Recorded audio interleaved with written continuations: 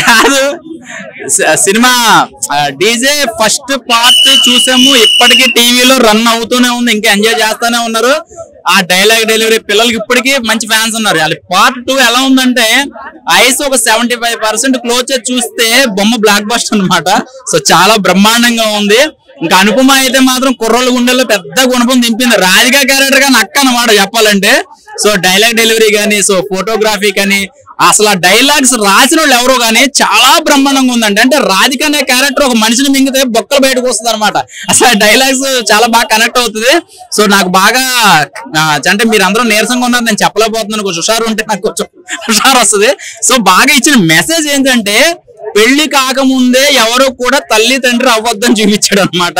So పెళ్లి అయ్యాక ఆ పెళ్లి కాకముందు ప్రెగ్నెన్సీ వస్తే ఎంతమంది ఎంత స్ట్రగుల్స్ పడతారు పెళ్లిళ్ళు కాకముందు అని సెకండ్ హాఫ్ అంతా చూపించాడు. సో ఇదేమో చెడ్డగా మాట్లాడేది కాదు, ఉన్నదే చెప్తున్నా, ఇప్పుడు జరిగేదే చెప్తున్నా. సో ఆ మెసేజ్ మాత్రం బాగా నచ్చింది.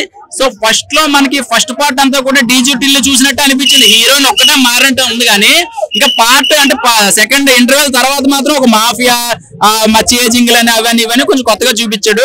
కానీ అనుపమ క్యారెక్టర్ అయితే మాత్రం ఇప్పటిదాకా తనకు ఒక సరైన హిట్ లేదు చెప్పాలంటే. తనకు ఒక మంచి ఫేమ్ ఉంది కానీ అంటే ఒక మంచి సినిమా చేశాను అన్నది ఏం లేదు. కానీ డీజేటీలో 2 అయితే మాత్రం ఒక మైల్ రైన్ అని చెప్పాలి.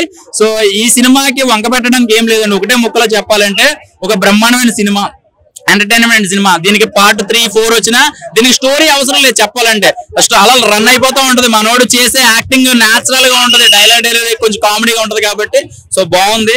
సమయానికి సమయం అయింది కాబట్టి ఓకే బాగుంది సినిమా, మీరు కూడా తొందరగా చూసేయండి.